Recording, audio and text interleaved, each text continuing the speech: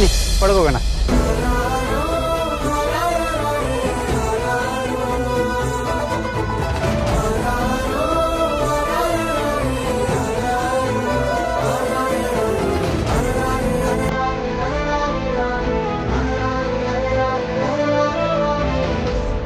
ಬನ್ನಿ ಬನ್ನಿ.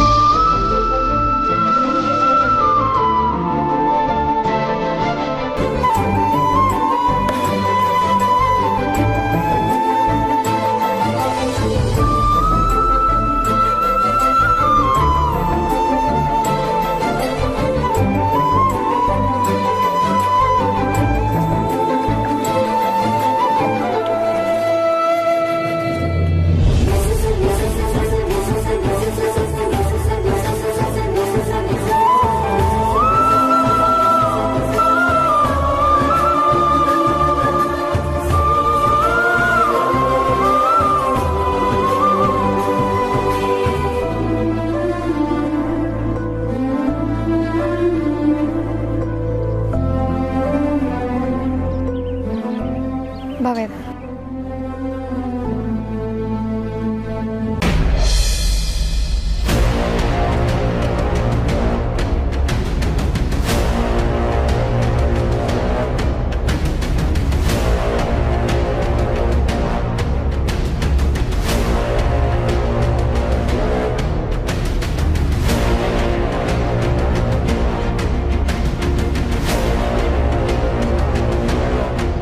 ವೇದಾಂತ್, ನಿನ್ನನ್ನು ತಡೆಯೋಕ್ಕೆ ನನ್ನ ಕೈಯಲ್ಲಾಗಲ್ಲ ಅನ್ಕೊಂಡಿದ್ಯಲ್ಲ.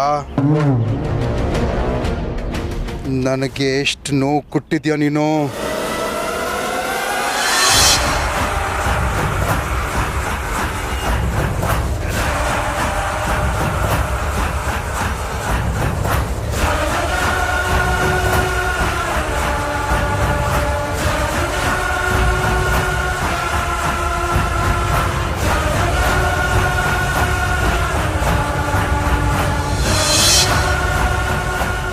ನಾನಿವಾಗ ನಿನಗೆ ಫಿಸಿಕಲಿ ಮೆಂಟಲಿ ಎಷ್ಟು ಥರ ನೋವು ಕೊಡ್ತೀನಿ. ಏಳು ಜನ್ಮಕ್ಕೂ ನೆನ್ಪಿಟ್ಕೊಬೇಕು. ಹಾಗೆ ಮಾಡ್ತೀನಿ ನಿನಗೆ.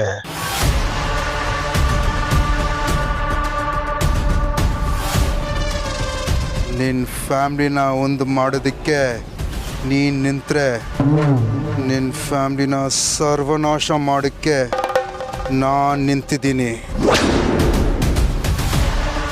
ನೋಡೋಣ ನಾನಾ ನೀನಾ ಅಂತ.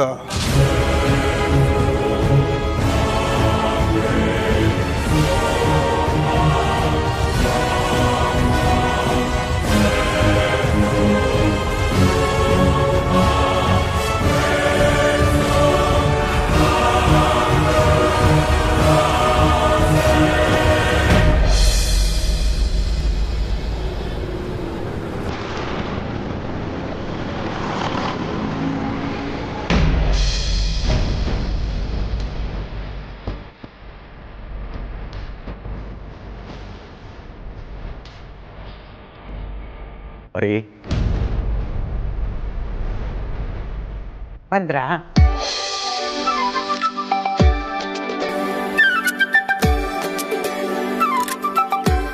ಇದು ಆರತಿ ಕೊಡೋದಲ್ವಾ? ನೀವೇ ಕೊಡಿ, ಖುಷಿ ಪಡ್ತಾಳೆ. ಆರತಿ, ಅಪ್ಪ ಬಂದಿದ್ದಾರೆ, ಬಾಮ್ಮ.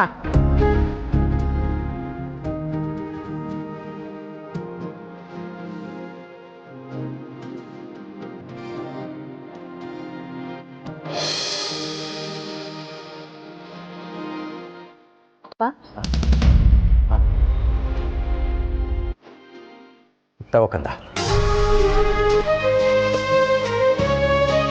ಥ್ಯಾಂಕ್ಸ್ ಅಪ್ಪ. ಥ್ಯಾಂಕ್ಸ್ ಎಲ್ಲ ಯಾಕೆ ಮಗಳೇ, ಒಬ್ಬ ತಂದೆಯಾಗಿ ನಾನು ನನ್ನ ಕರ್ತವ್ಯ ಮಾಡಿದ್ದೀನಿ ಅಷ್ಟೆ.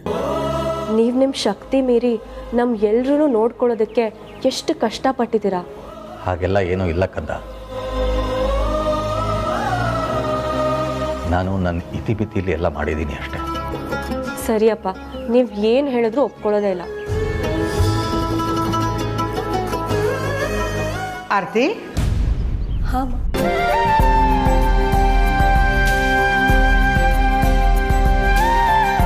ಆಗ್ಲಿಂದ ನೋಡ್ತಿದ್ದೀನಿ, ಸ್ವಲ್ಪ ಸಪ್ಪಗಿದೆಯಾ, ಯಾಕಮ್ಮ? ಏನಿಲ್ಲ ಅಮ್ಮ, ನನ್ನ ಫ್ರೆಂಡ್ ಸಿಂಚನ ಗೊತ್ತಲ್ವಾ ನಿನಗೆ? ಹ್ಞೂ ಗೊತ್ತಲ್ಲ, ಅದೇ ರಾಜಶೇಖರ್ ಮಗಳು. ಹೌದು, ಅವಳೀಗ ಪ್ರೆಗ್ನೆಂಟು. ಹೌದಾ? ತುಂಬ ಒಳ್ಳೆ ಸುದ್ದಿ. ಅದು ಸರಿ, ನೀನು ಯಾಕೆ ಬೇಜಾರು ಮಾಡ್ಕೊಂಡಿದ್ಯಾ? ಪಾಪ ಅಮ್ಮ, ಇವತ್ತು ಅವಳ ಗಂಡನ ಕೆಲ್ಸನ ತೆಗ್ದು ಏನು, ಆ ರಾಜಶೇಖರ್ ಅಳಿಯನ್ನ ಕೆಲ್ಸದಿಂದ ತೆಗೆದು ಹಾಕಿದ್ರಾ? ಯಾಕಂತೆ? ಅವ್ರ ಮೇಲೆ ಅದೇನೋ ಕಳ್ತನದ ಆರೋಪ ಹಾಕಿ ಅವ್ರನ್ನ ಕೆಲ್ಸದಿಂದ ತೆಗ್ದು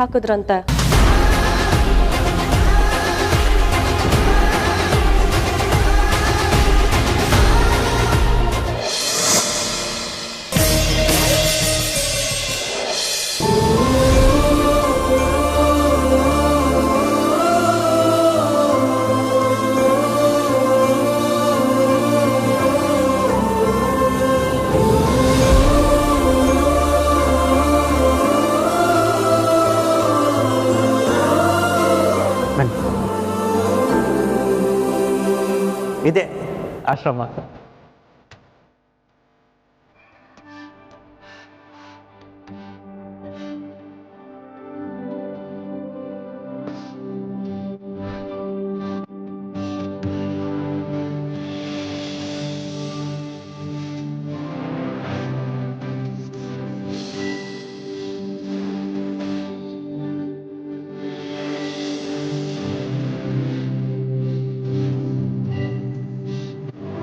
ಇವರು ಡಾಕ್ಟರ್ ಶಿವಶಂಕರ್. ಚಿಕ್ಕ ವಯಸ್ಸಿನಲ್ಲೇ ತಂದೆ ತಾಯಿನ ಕಳ್ಕೊಂಡು ಅನಾಥರಾಗಿದ್ದರು. ರಾಯರು ಇಲ್ಲಿ ಕರೆಸಿ ಅವರಿಗೆ ಓದಿಸಿ ಡಾಕ್ಟ್ರ್ ಮಾಡಿದ್ದಾರೆ. ಈಗಲೂ ಅಷ್ಟೇ, ಪ್ರತಿದಿನ ಇಲ್ಲಿ ಬಂದು ರಾಯರ ಯೋಗಕ್ಷೇಮ ನೋಡಿಕೊಂಡು ಆಮೇಲೆ ಡ್ಯೂಟಿಗೆ ಹೋಗ್ತಾರೆ. ಇನ್ನು ಅವರು ಮನೆ ಕಟ್ಟೋಕ್ಕೆ ದುಡ್ಡಿಲ್ಲ ಅಂತ ಹೇಳಿದಾಗ ಇವರೇ ಸಹಾಯ ಮಾಡಿದರು. ಅದಕ್ಕೆ ಮನೇಲಿ ಏನಾದ್ರು ವಿಶೇಷ ಪೂಜೆ ಇದ್ದಾಗ ಪ್ರಸಾದ ತಂದು ಕೊಡ್ತಾರೆ.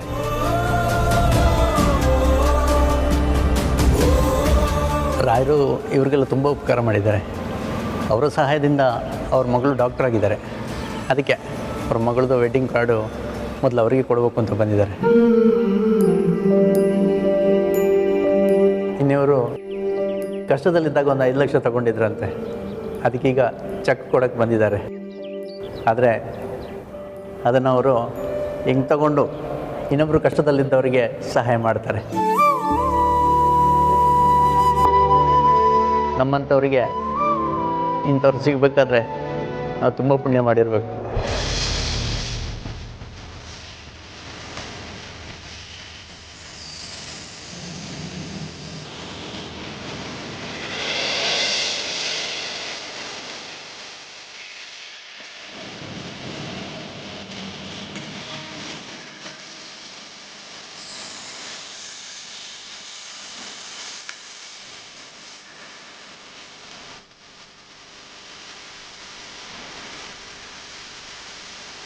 ವೇದಾಂತ್, ಇಲ್ಲಿ ಬರ್ತಿದ್ದ ಹಾಗೆ ಒಂಥರ ಪಾಸಿಟಿವ್ ಫೀಲ್ ಆಗ್ತಿದೆ. ಹೌದಮ್ಮ, ವಿದ್ಯೆ, ಅನ್ನದಾನ, ಆಶ್ರಯ, ಆರೋಗ್ಯ ಇದನ್ನೆಲ್ಲ ದಾನ ಮಾಡೋ ಜಾಗದಲ್ಲಿ ಖಂಡಿತವಾಗ್ಲೂ ಪಾಸಿಟಿವ್ ವೈಬ್ರೇಷನ್ ಇರುತ್ತೆ. ಅದು ಈ ಕಾಲದಲ್ಲಿ ಈ ಥರ ಜನಗಳಿದ್ದಾರೆ ಅಂತ ನನಗೆ ಆಶ್ಚರ್ಯ ಆಗ್ತದೆ. ತುಂಬ ಒಳ್ಳೆ ಜಾಗಕ್ಕೆ ಬಂದಿದ್ದೀನಿ. ಹೌದು ವೇದಾಂತ್, ನಮ್ಮ ಕೆಲಸ ಈಡೇರುತ್ತೆ ಅನ್ನೋ ನಂಬಿಕೆ ಇನ್ನೂ ಗಟ್ಟಿ ಆಗ್ತಿದೆ. ಈ ಆಶ್ರಮ ಹೀಗೆ ನಡೆಯೋದು. ಸಹಾಯ ಬೇಕಾದವರು ಸಹಾಯ ಪಡಿತಾರೆ, ಅನುಕೂಲ ಇರೋರು ಸಹಾಯ ಮಾಡ್ತಾರೆ. ಸಮಾಜ ಏನೇ ಕೊಟ್ಟರು ಅದನ್ನು ಮತ್ತೆ ಸಮಾಜಕ್ಕೆ ಕೊಡೋದೇ ರಾಯರ ಉದ್ದೇಶ.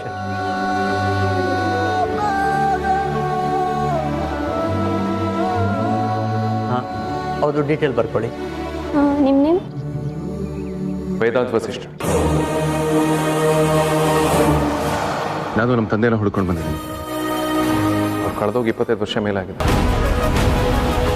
ಅವ್ರಿಗೆ ಇದೇ ಊರಲ್ಲಿದ್ದಾರೆ ಅನ್ನೋ ಇನ್ಫಾರ್ಮೇಷನ್ ಸಿಕ್ತು. ಅವ್ರು ಸಿಗ್ತಾರೆ ಅನ್ನೋ ಆಸೆ ಇಟ್ಕೊಂಡು ಅವ್ರನ್ನ ಹುಡುಕ್ತಾ ಇಲ್ಲಿವರೆಗೂ ಬಂದಿದ್ದೀನಿ. ನಿಮ್ಮ ತಂದೆ ಹೆಸರು? ಸೂರ್ಯನಾರಾಯಣ ವಸಿಷ್ಠ.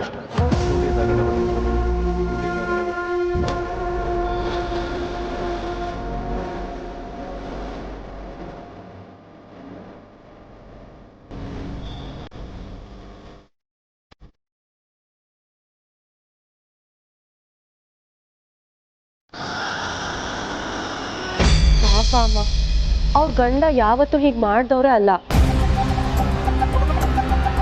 ಮುಂಚೆಯಿಂದನೂ ಅವ್ರು ನನಗೆ ಚೆನ್ನಾಗಿ ಗೊತ್ತು. ಪಾಪ ಅಮ್ಮ, ಅವರು ಕಳ್ತನ ಮಾಡೋ ಮನುಷ್ಯನೇ ಅಲ್ಲ. ಹೌದು, ಏನಾಯ್ತಂತೆ?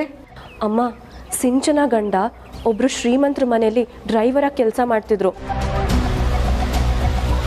ಆ ಮನೆ ಯಜಮಾನರು ಇವ್ರ ಕೈಯಲ್ಲಿ ದುಡ್ಡು ಕೊಟ್ಟು ಏನೋ ತೊಗೊಂಡು ಬರೋದಕ್ಕೆ ಹೇಳಿದ್ದಾರೆ. ಇವರು ಸೂಪರ್ ಮಾರ್ಕೆಟಿಗೆ ಹೋಗಿದ್ದಾರೆ. ಇವರು ಪರ್ಸ್ನ ಕಾರಲ್ಲೇ ಬಿಟ್ಟು ಹೋಗಿದ್ರಂತೆ. ವಾಪಸ್ ಬಂದು ಕಾರಲ್ಲಿ ನೋಡಿದ್ರೆ ಪರ್ಸಲ್ಲಿ ದುಡ್ಡೇ ಇರಲಿಲ್ವಂತೆ. ಏನು, ಕಾರಿಂದಾನೇ ಪರ್ಸ್ ಕದ್ದಿದ್ದಾರಾ? ಆಮೇಲೆ ಆ ಮನೆ ಯಜಮಾನರು ಹಣದ ಲೆಕ್ಕ ಕೇಳಿದ್ರಂತೆ. ಅದರಲ್ಲಿ 10,000 ಕಮ್ಮಿ ಇತ್ತಂತೆ. ಇದನ್ನ ಬಂದು ಅವ್ರ ಓನರ್ ಹತ್ರ ಹೇಳಿದ್ರೆ ಅವ್ರ ಓನರು ಸುಳ್ಳು ಹೇಳ್ತೀಯಾ, ಮೋಸ ಮಾಡ್ತೀಯಾ ಅಂತ ಹೇಳಿ ಅವ್ರನ್ನ ಕೆಲ್ಸನೇ ತೆಗ್ದು ಹಾಕಿದ್ರಂತೆ ಅಮ್ಮ. ಆಮೇಲೆ ಪೊಲೀಸ್ ಕಂಪ್ಲೇಂಟ್ ಕೊಟ್ರಂತೆ. ಪೊಲೀಸ್ ಅವ್ರು ಬಂದು ಅವ್ರನ್ನ ಹೊಡೆದು ಬಡ್ದು ಎಲ್ಲ ಮಾಡಿದ್ರಂತೆ. ಪಾಪ, ಇನ್ನೊಂದು 10 ದಿವಸದಲ್ಲಿ ಅವಳಿಗೂ ಡೆಲಿವರಿ ಆಗುತ್ತೆ ಅಮ್ಮ. ಈಗ ನೋಡಿದ್ರೆ ಅವ್ರ ಗಂಡನ ಕೆಲಸ ಕೂಡ ಹೋಯ್ತು. ಪಾಪ ಅವಳು ಏನು ಮಾಡ್ತಾಳೋ ಏನೋ. ಇದನ್ನೆಲ್ಲ ಹೇಳ್ಕೊಂಡು ಫೋನಲ್ಲಿ ಅಳ್ತಾನೆ ಇದ್ಲು. ಎಂಥ ಜನ ಇರ್ತಾರೆ ನೋಡಿ, ಕಂಡವ್ರ ದುಡ್ಡು ಅಂದರೆ ಬಾಯಿ ಬಾಯಿ ಬಿಟ್ಕೊಂಡಿರ್ತಾರೆ. ನನಗೂ ಅಷ್ಟೇ ಅಮ್ಮ, ಈ ಕದಿಯೋರೆಲ್ಲ ಎಷ್ಟು ಕೆಟ್ಟವ್ರಲ್ವಾ. ಪಾಪ ಅಮ್ಮ, ಸಿಂಚನನ್ ಗಂಡಂಗೆ ತುಂಬ ಅವಮಾನ ಆಯ್ತಂತೆ. ಅದಕ್ಕೆ ಅವಳಿಗೆ ತುಂಬ ಭಯ ಆಗಿದೆ, ಎಲ್ಲಿ ಅವಳ ಗಂಡ ಹೆಚ್ಚು ಕಮ್ಮಿ ಮಾಡ್ಕೊಂಡ್ಬಿಡ್ತಾರೆ ಅಂತ. ಅಮ್ಮ, ಈ ಕಳ್ತನ ಮಾಡೋರಂತೂ ಯಾವುದೇ ಕಾರಣಕ್ಕೂ ಉದ್ಧಾರ ಅಂತೂ ಆಗಲ್ಲ.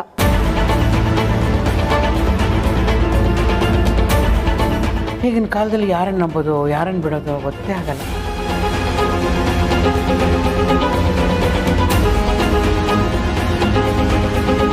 ಹಾಗಿದ್ರೆ ನಾನು ಕದ್ದಿದ್ದೇನಾದರೂ ಆರ್ತಿ ಫ್ರೆಂಡ್ ಗಂಡನಿಂದನ? ನಾನೇನೋ ಕಾರ್ ನೋಡಿ ಶ್ರೀಮಂತಿರ್ಬೋದು ಅಂತ ದುಡ್ಡು ಕದ್ದೆ. ಆದರೆ ಆ ಪರ್ಸು ಇದೇ ಥರ ಡ್ರೈವರ್ದೇ ಆಗಿದ್ರೆ, ಪಾಪ ನನ್ನಿಂದ ಅವನ ಕೆಲಸ ಹೋದರೆ ನನಗೆ ಯಾಕಿಂತ ಪರಿಸ್ಥಿತಿ ಬಂತು ದೇವರೇ? ಕಂಡವರ ಹೊಟ್ಟೆ ಮೇಲೆ ಹೊಡೆದು ನಮ್ಮ ಹೊಟ್ಟೆ ತುಂಬಿಸ್ಕೊಳ್ಳೋ ಕೆಲಸ. ಹೇಗಾದರೂ ಮಾಡಿ ನಾನು ತಗೊಂಡಿರೋ ದುಡ್ಡನ್ನು ಅವ್ರಿಗೆ ವಾಪಸ್ ಕೊಡಬೇಕು.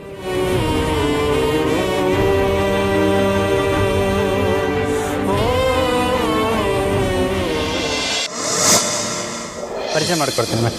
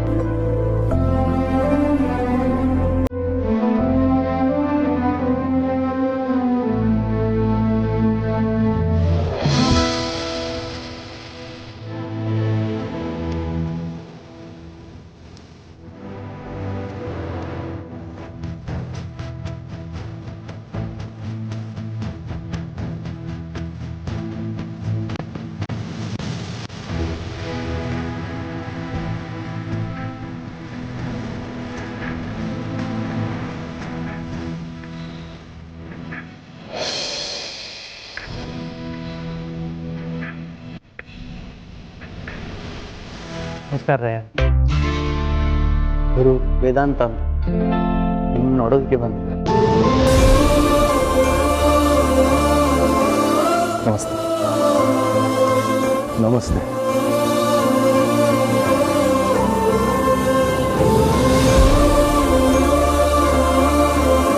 ನೀವಲ್ಲಿ ಬರೆಸ್ತಾ ಇದ್ದ ಡೀಟೇಲ್ಸ್ ನನಗೆ ಕೇಳಿಸ್ತದ.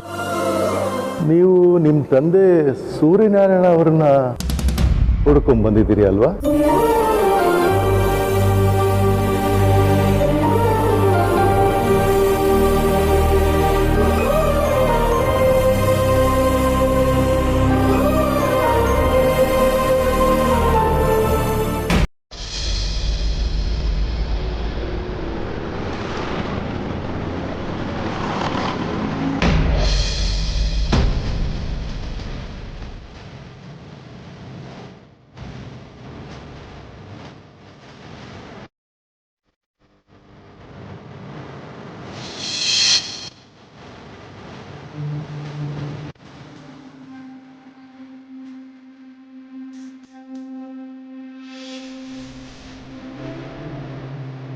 ಇವರು ಪರ್ಸ್ನ ಕಾರಲ್ಲೇ ಬಿಟ್ಟು ಹೋಗಿದ್ರಂತೆ. ವಾಪಸ್ ಬಂದು ಕಾರಲ್ಲಿ ನೋಡಿದ್ರೆ ಪರ್ಸಲ್ಲಿ ದುಡ್ಡೇ ಇರ್ಲಿಲ್ವಂತೆ.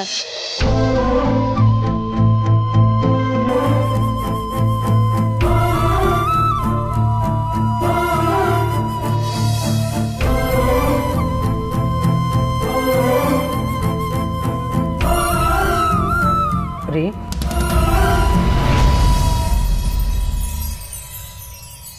ರೀ ಅಯ್ಯೋ ಇದ್ಯಾಕ್ರಿ ಕಳ್ರೆ ಹಾಗೆ ಬೆಚ್ಚ ಬೀಳ್ತಿದ್ದೀರಾ? ಕಳ್ಳಂತರನ ಇಲ್ಲಪ್ಪ ರೀ, ಸುಮ್ಮನೆ ಕೂತಿದ್ದೆ ಅಷ್ಟೇ.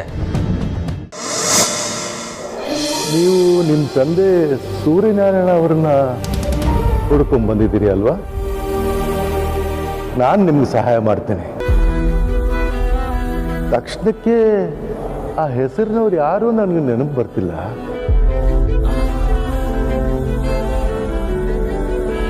ಹೌದು, ಅವರು ಇದೇ ಊರಲ್ಲಿದ್ದಾರೆ ಅಂತ ನಿಮ್ಗೆ ಹೇಗೆ ಗೊತ್ತು? ಅವ್ರ ಬಗ್ಗೆ ನಿಮ್ಮ ಹತ್ರ ಬೇರೆ ಏನಾದರೂ ಮಾಹಿತಿ ಇದೆಯಾ? ನಮ್ಮ ತಂದೆ ಬಗ್ಗೆ ನಮ್ಮ ಹತ್ರ ಸಾಲಿಡ್ ಪ್ರೂಫ್ ಏನೂ ಇಲ್ಲ. ನನ್ನ ತಮ್ಮ ಒಂದು ಡೈರಿಯಲ್ಲಿ ಸಂಪಿಗೆಪುರ ಅಂತ ಬರ್ತಿದ್ದ. ಆ ಚಿಕ್ಕ ಹಿಂಟನ್ನು ಇಟ್ಕೊಂಡು ಇಷ್ಟೊಂದು ಟ್ರಾವೆಲ್ ಮಾಡಿ ಬಂದಿದ್ದೀವಿ. ಇನ್ನು ಮುಂದೆ ನಮಗೆ ನೀವೇ ಸಹಾಯ ಮಾಡಬೇಕು. ಸರಿ, ನೀವೇನೇನು ಹುಡ್ಕೊಂಡ್ ಬಂದಿದ್ದೀರೋ ಅದು ನಿಮ್ಮ ಅಕ್ಕಪಕ್ಕದಲ್ಲೇ ಇದೆ. ಅದು ನಿಮ್ಗೆ ಸಿಕ್ಕೇ ಸಿಗುತ್ತೆ.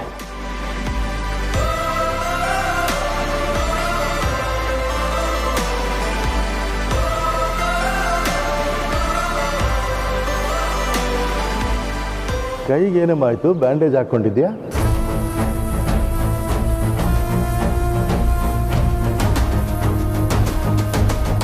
ಏನಿಲ್ಲ, ಒಂದು ಸಣ್ಣ ಪೆಟ್ಟಾಯ್ತು ಅಷ್ಟೆ. ನನಗೆ ಸ್ವಲ್ಪ ಕೆಲಸ ಇದೆ, ಬರ್ತೀನಿ. ರಾಮಣ್ಣ, ಅವ್ರಿಗೆ ಉಳ್ಕೊಳ್ಳೋದಕ್ಕೆ ವ್ಯವಸ್ಥೆ ಮಾಡಿ. ಹಾಂ.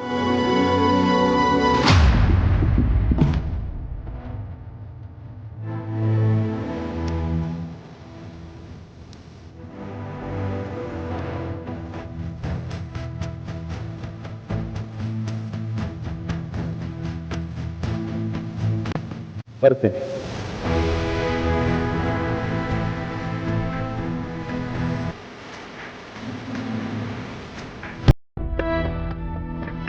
ನಾನು ಹೇಳಿಲ್ಲ, ಎಲ್ಲ ಒಳ್ಳೇದಾಗ್ತದೆ, ಅವ್ರು ಹೆಲ್ಪ್ ಮಾಡ್ತಾರೆ.